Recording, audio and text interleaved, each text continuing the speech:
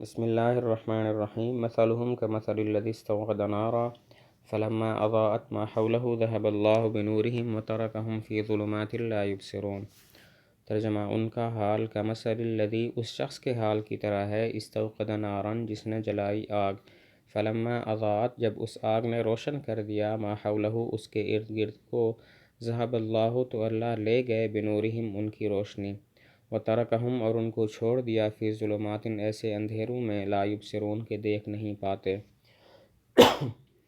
منافقین کی دو مثالیں بیان فرمائی ہیں اس آیت میں۔ پہلی مثال ہے، اور مثال کے ساتھ ان کا حال اس لیے ذکر کیا کہ مثال سے بات اچھی طرح واضح ہو جاتی ہے۔ منافقین کی دو مثالیں ہیں، پہلی مثال اس آیت میں ہے، اور منافقین کے حال کو مثال کے ساتھ اس لیے ذکر فرمایا کہ مثال سے بات اچھی طرح واضح ہو جاتی ہے۔ پہلی مثال یہ ہے کہ ایک شخص ہے جس نے آگ جلائی، اس کے بعد جب اس کا ارد گرد روشن ہو گیا تو اللہ تعالیٰ نے اس کی روشنی کو سلب کر لیا اور ایسے اندھیرے میں چھوڑ دیا کہ جس میں وہ دیکھ نہیں پاتا۔ اسی طرح منافقین کا حال ہے کہ ایمان کی روشنی انہیں کچھ نصیب ہوئی، اور پھر اپنے ضد و عناد کی وجہ سے اللہ تعالیٰ نے ایمان کی روشنی سلب کر لی، اور ابھی اندھیروں میں حیران و پریشان ہے۔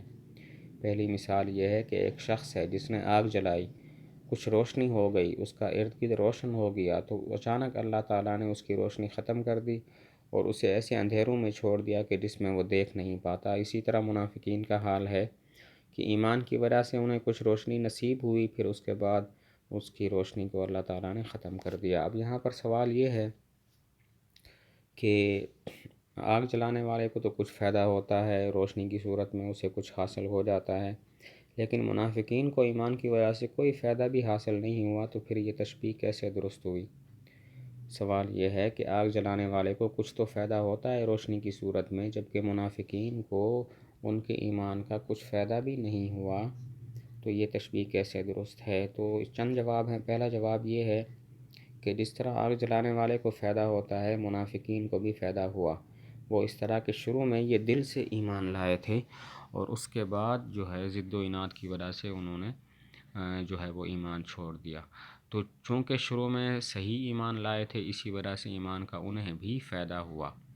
پہلا جواب یہ ہے کہ جس طرح آگ جلانے والے کو فائدہ ہوتا ہے، منافقین کو بھی فائدہ ہوا، کیونکہ شروع میں یہ دل سے مسلمان ہوئے تھے اور پھر بعد میں نفاق کو اختیار کر لیا، تو انہیں بھی ایمان کا فائدہ ہوا۔ دوسرا جواب یہ ہے، اگر مان لیں کہ یہ شروع ہی سے منافق تھے، کبھی بھی دل سے اسلام قبول نہیں کیا، تو پھر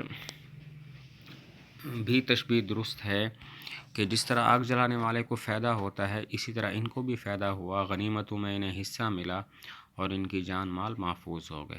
دوسرا جواب، اگر مان لیں کہ یہ شروع ہی سے منافق تھے، تو پھر تشبیہ اس طرح کہ جس طرح آگ جلانے والے کو فائدہ ہوتا ہے، اسی طرح ان کو بھی فائدہ ہوا، غنیمتوں میں حصہ ملا، اور اس کے بعد جو ہے غنیمتوں میں حصہ ملا اور ان کی جان مال بھی محفوظ ہو گئی۔ تیسرا جواب یہ ہے کہ یہاں پر تشبیہ حیران و پریشان ہونے میں ہے، کہ جس طرح آگ جلانے والے کی آگ جب بجھ جائے حیران و پریشان ہو جاتا ہے، اسی طرح منافقین کا پردہ جب چاک ہو گیا، راز فاش ہو گیا، تو یہ بھی حیران و پریشان ہے۔ وَتَرَكَهُمْ فِي ظُلُمَاتٍ لَا يُبْصِرُونَ۔ یہاں پر چند چیزیں ہیں، ایک تو ظلمات کو جمع ذکر کیا، دوسرا اس کو نکرہ ذکر کیا، تیسرا اس کی صفت لا یبصرون ہے۔ ان تمام باتوں میں اشارہ ہے کہ اندھیرے کئی ہیں تہ بتہ۔ یہاں پر چند باتیں ہیں، ظلمات جمع ہے، نمبر 2 ظلمات نکرہ ہے، نمبر 3 لا یبصرون اس کی صفت ہے۔